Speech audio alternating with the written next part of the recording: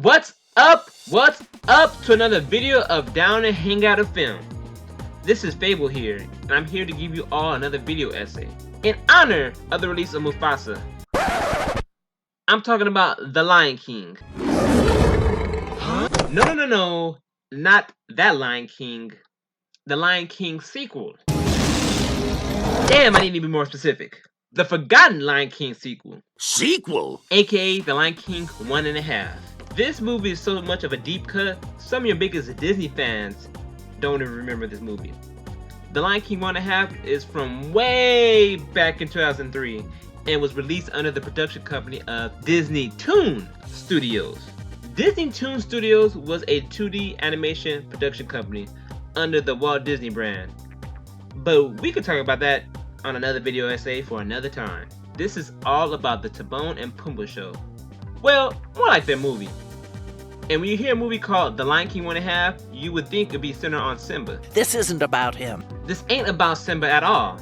This is actually about how Timon and Pumbaa first met and became one of the most iconic duos, not only in cinema history, but in pop culture. But before we go on this trip, on this forgotten sequel, we at Down and Hangout FM enjoy all of you, and we appreciate it. But can you like, subscribe, and comment? And we all appreciate that. And don't think I haven't been noticed at how we've been slowly growing, and we all appreciate that. But doing this video essay and beyond, can you get us to 200 subscribers? We would love it and appreciate it. Now, let's Hakuna Matata. all over this video essay. Back in the 90s and the 2000s, Disney was going through a phase where they were making animated TV shows from their biggest movies, like The Little Mermaid, Hercules, Aladdin, 101 Dalmatians, Tailspin, The Emperor's New School, and the Timon and Pumbaa show. Which one's your favorite? Out of all these, my personal favorite was Hercules, the animated TV show.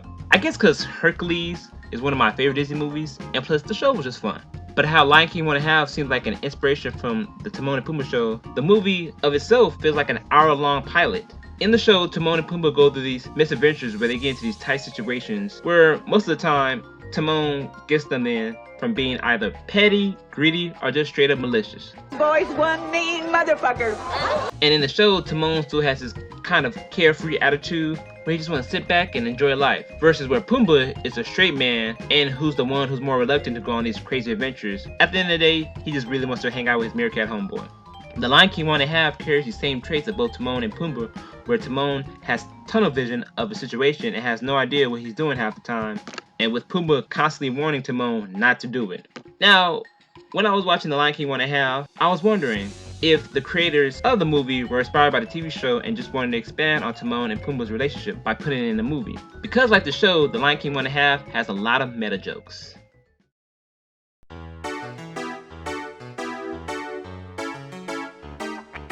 One thing to know about me is that I love me some meta humor. When executed correctly. Not everyone could do it, and not everyone should do it. But in Lion King 1.5, I'm glad they did take that approach on the meta humor, because I feel that the humor actually elevated the story. The Lion King 1.5 doesn't take that cliche approach on asking the audience, have you ever wondered how Timon and Pumbaa met? No, not really. But instead, the story asks, how can we make an interesting story on how Timon and Pumbaa met? And that it did. Right in the beginning of the movie, we see Timon and Pumbaa watching The Lion King in the theater. Which one? I forgot to be more specific. The OG Lion King. Not that one that's in live action. Ew. And what makes this intro so great is that one, Timon only wants to watch the scenes that him and Pumbaa are in. That is such a Timon thing to do, where he only wants to watch the story to be about him and Pumbaa as well. Two, this reminds me of a series called Mystery Science 3000. What the hell is that? Mystery Science Theater 3000 was a TV series where a janitor and these two robots would sit in a theater to watch bad B movies. Can we stay on topic? And three, what I enjoyed most about this intro is that the movie lets you know what the tone is and how meta it's going to be throughout the story. From Timon and Pumbaa making commentary on the movie, they make fun of a few things and even interrupt some iconic scenes from the original Lion King. By Timon and Pumbaa being meta in their own spinoff, they make fun of a few things. Like, they also make fun of their bug diet, which is also called... That is a real diet, y'all. I did not make that up. And there's one point in the movie where both Timon and Pumbaa are singing Hakuna Matata, and you know that dot, whatever you call it, it bounces on a sing-along? Well, in this movie, the dot was actually a bouncing on the sing-along, which was a bug, and Pumbaa ate it. I thought that was great meta humor. Now, I don't know if this is considered meta humor, but the parts I found enjoyable was Timon and Pumbaa actually interrupting the events in the first Lion King. There are a few of those, but there are like a few that stand out. The first one is where, in the beginning of the Lion King, where all the animals come to see Simba being raised by Rafiki on Pride Rock. In Lion King 1.5, Pumbaa passes gas, which causes some of the animals to faint and makes it seem like they're actually bowing, which causes the other animals to bow. Like, let's think about that for a moment. Like, how bad of a fart do you think that was where a small warthog took out almost a herd of animals bigger than him? You smell like shit. The second one was where Timon and Pumbaa were spending the night right under a rock, and they woke up to where the scene where Simba sings, "Oh, I just can't wait to be king." But what makes the scene so funny is that Timon and Pumbaa just don't wake up and see the scene. Timon tries to get the animals out their way, causing all the animals to fall and trample over each other, which happens in the original movie. The Lion King 1.5 is saying that it's Timon's fault that all those animals died. Cause let's be honest, at the end of that musical number, some of those animals died. He killed them all. The third one. This is one I was rooting for both Timon and Pumbaa. So in the Lion King 1.5 also includes Simba. And it shows how Timon and Pumbaa raised him, more on that later. But when Simba reaches his adult years or late teens, depending on how you look at it, he meets up with Nala. We all know how and what happened from that point on. But in the Lion King 1.5, Timon doesn't want Simba to go and be king, and in which Timon wants him to stay in the Hakuna Matata land. So Timon and Pumbaa plan, well, I should say Timon comes up with a plan to split them apart by cock blocking during their love scene. And I was rooting for Timon's plan to work the entire time. And I kept saying at the screen, especially as Simba, "No pussy for you, Finch." That's all because Simba and Nala are brother and sister. Get him the fuck out. I'm not a conspiracy theorist, but growing up, I thought Nala and Simba were not only a cute couple, but a power couple as well. But if you think about it, what other grown males were in the pride other than Mufasa? Exactly, people. They were full-blooded relatives with the same mama and daddy. That's disgusting. The last one. I didn't like this one all too well, but it did take a serious moment and made a joke about it. This scene was near the end of the movie, and it was where in the OG Lion King, where our heroes are facing the hyenas and Scar. But by the end doesn't focus on Simba, only on Timon and Pumbaa. It shows what they were doing towards the end of the movie. And they get help from Timon's mom and his uncle Max. This ending isn't bad, but it's a tacked on ending for a gag and some character development attached to a great ending to one of Disney's greatest films. But you know what isn't bad? Is the relationship between Timon and Pumbaa. In Disney films, or films in general, some of people's favorite duo are Timon and Pumbaa.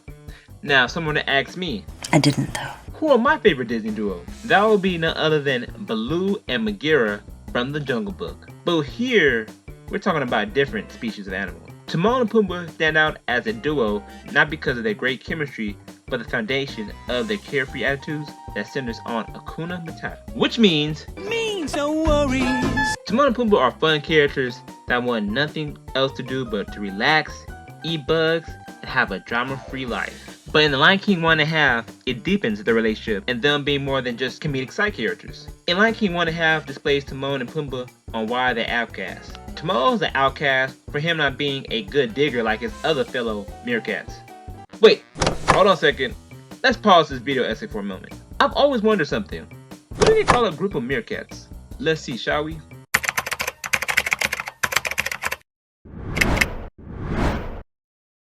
A mob or a gang? Wow, I never knew that.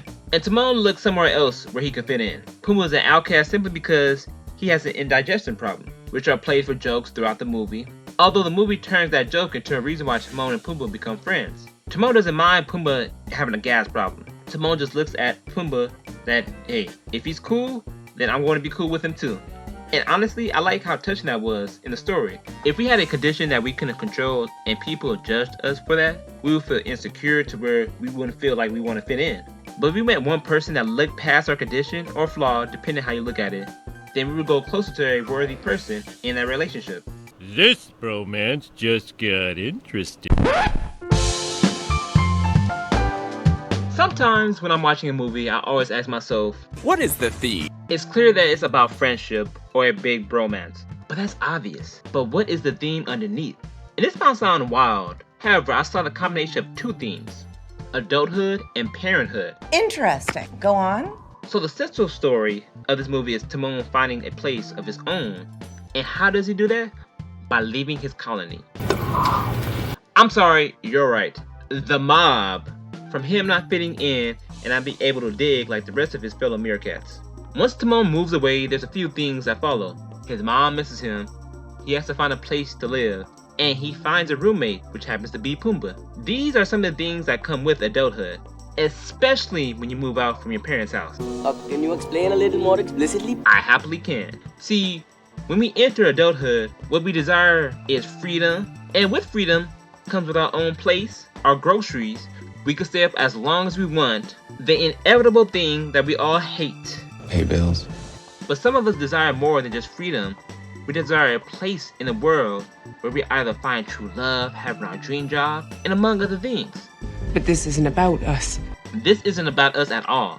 This is about Timon. But like us, Timon wants to find a place in the world where he fits in. Giving a comedic side character some depth earns my respect. But enough talk about adulthood. Some of you are asking, with parenthood, I can't relate to that. But I do see the little traits within the story. While we spend the first good half of the movie with Timon and Pumbaa, the movie does a shift and we see Timon and Pumbaa finding Simba, as we did in the OG film. However, now that I'm an adult, I see Timon and Pumbaa in this part of the story transitioning from adulthood to parenthood because they just don't find Simba, they basically adopt him and raise him until he's an adult. This is another reason why I like Timon and Pumbaa. These two are not just side characters, but they are characters that actually play an important part of the OG Lion King. A little side note here. Timon and Pumbaa are the ones that find Simba and save him from dying. Again, they still adopted him. If they really wanted to, they could have just gone on their way and not looked back and left Simba behind. But instead, they chose to do the right thing and save Simba. Because I feel if these were two original characters with the same concept in this new Disney regime, they would just probably be written as comedic characters with a no depth. But like many animated Disney movies, they all come with great songs. The Lion King 1.5 contains a few songs, some original and some that are carried over from the original Lion King. But there are two original songs in this movie. That's All I Need, and what I think is the best song is Dig a Tunna. The songs are okay and definitely not better than the original, but next time you're driving and you're with your homies and one of them hands you the aux cord, play Dig a Tunna. How you get shot.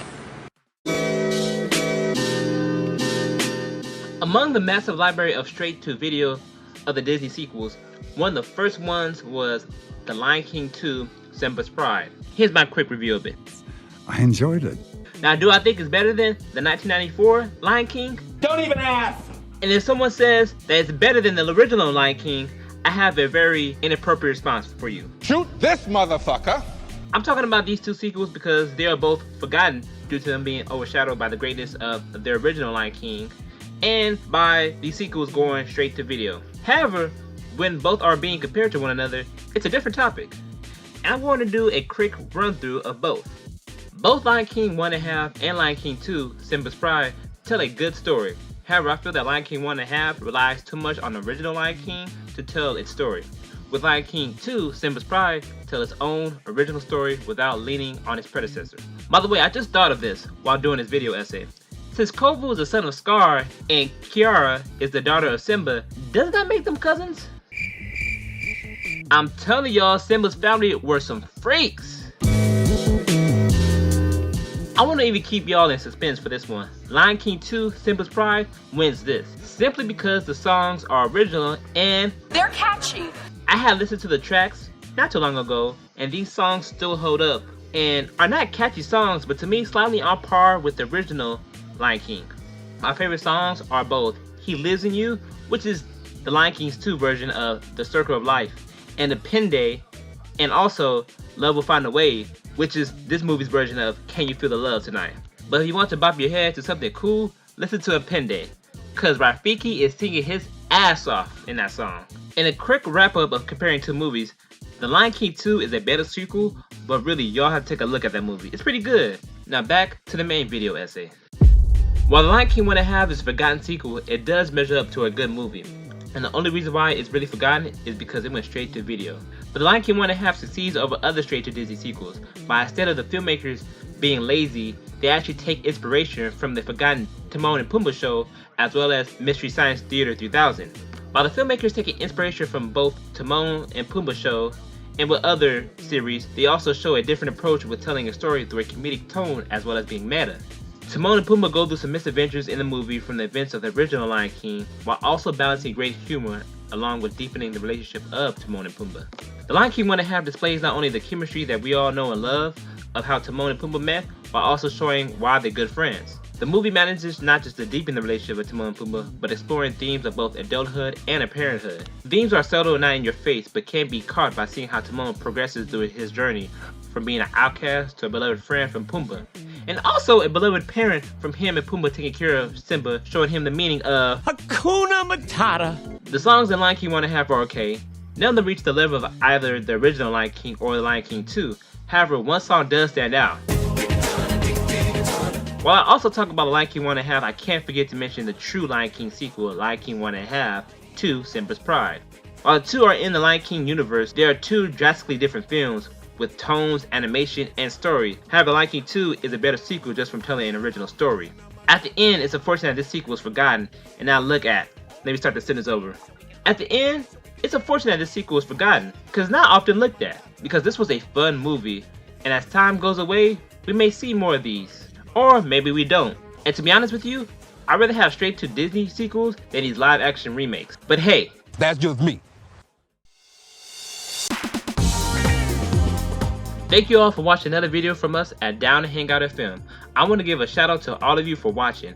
I've been seeing the channel has been growing from all our viewers and the subscriber base is climbing. So I don't want you all to think I haven't been noticing, because I have. But thank you all for your great support. But two things before we all leave. Can you all give us a like, subscribe, and comment? I always enjoy hearing your thoughts. So you all know I have to leave with another question.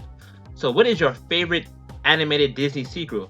Whether it be released in theaters or straight to video. For me, it's an extremely goofy movie. I love that movie, and maybe one day I'll talk about that in another video essay. So, but you'll all have a nice one, and have a great day. And see you around the next video.